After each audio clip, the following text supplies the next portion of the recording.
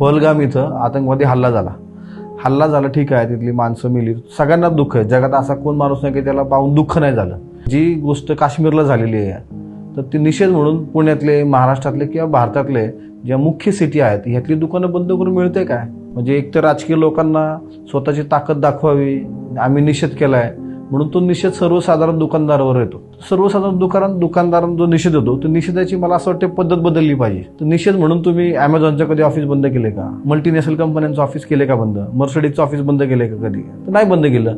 Even तुम्ही IPL सुद्धा बंद नाही केले. फक्त काय केले? स्पीकर बंद केले, गाणी बंद केली किंवा चेअर गर्ल ज्या नाचतात त्या बंद केल्या आणि त्यांनी काय केले, हाताला त्या काहीतरी फीत बांधल्यात आणि निषेध नोंदवला त्यांनी.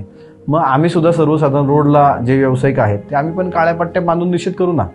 पण एक दिवस जर दुकान बंद पडलं तर काही कोटींची उलाढाल बंद पडते.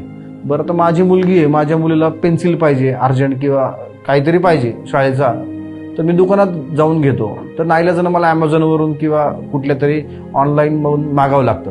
पण त्यावेळेस ते बंद नसतं ना, दुकानदार बंद असतो. त्यामुळे ही एक गडबड सगळ्यात महत्त्वाची होती.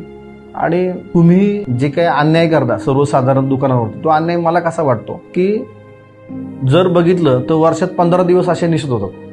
ॲव्हरेज जर काढलं तुम्ही मागचे सगळे दिवस बघा, 15 दिवस वर्षातली आमची दुकानं बंद असतात. कशी 15 दिवस बंद असतात की काहीतरी महामानवाचा कोणतरी निषेध करतो किंवा काही ना काही चुकीचं बोलतो, त्यामुळे निषेध म्हणून आमची दुकानच बंद. बाबासाहेबांना काय बोलले, निषेध म्हणून आमचीच बंद. शिवाजी महाराजांना काय बोलले तर आमची दुकानं बंद. म्हणजे व्यावसायिकांनी करायचं काय? वर्गण्या पण द्यायच्या, दमदाटी करून आम्ही वर्गण्या आमच्याकडून घेतल्या जातात.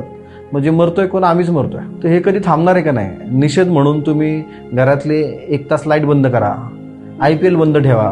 खूप काही निषेध वाटलं तर राजकीय व्यक्तींनी उपवास धरावा की आपण निषेध म्हणून मी आज उपवास करतोय, असं काहीतरी वेगळा निषेध करा.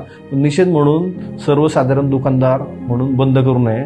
आज 15 दिवस जर आमचं दुकान बंद राहिलं वर्षातलं, तर 15 दिवस आम्ही हिंदू म्हणून आमचा जो काय मालक आहे दुकानदार, तो आमचं 15 दिवस भाडं माफ करणार आहे का? तो नाही करणार. तो 15 दिवस आमच्या बँकेचं लोन असतं, व्याज असतं, काही CC असतात, तर 15 दिवस बँक आम्हाला लावणारच आहे ना. नाही आता तुम्ही निषेधात सहभागी आहात म्हणून तुम्हाला आता व्याज लावणार नाही आम्ही, किंवा तुम्ही निषेधात सहभागी आहात म्हणून आम्ही तुमचं भाडं घेणार नाही, किंवा आमचा जो कामगार वर्ग आहे त्याला तो म्हणू शकतो का? आम्ही त्याला सांगू शकतो का आता निषेध आहे तर आम्ही तुला पगार देणार नाही? आमचा पगार चालूच असतो, आमचं लाईट बिल चालूच असतं. एक दिवस लेट झाला की कुठली बँक आम्हाला सोडती का? बँकेने आम्हाला सोडव ना, आम्ही हिंदू आहोत ना. मग हिंदूंसाठी आम्ही बंद करतोय तर हिंदू म्हणून आमचं व्याज पण कमी करावं. आमचं 15 दिवसाचं व्याज नाही घेतलं पाहिजे बँकेने. तर सगळ्या ह्या सिस्टीममध्ये सर्वसाधारण रोडचा दुकानदार मरून जातो, त्याला काही ऑप्शनच नाही. त्यामुळं आम्हाला असं वाटतं, मला कायम वाटतं की आमच्यावर आता हा आतंकवादच वाटतो आमच्यावरती की जेव्हा कुठं काय झालं तर आमची सगळ्यात दुकानं बंद पडतात, आमचे धंदे मारतात. त्यामुळे हा आम्हाला वेगळा आतंकवाद वाटतो की मनापासून कुठलाही दुकानदार बंद करत नाही. मनातल्या मनात त्याची तळमळ वेगळीच असते, कारण उद्या त्याचा हप्ता बँकेचा असतो.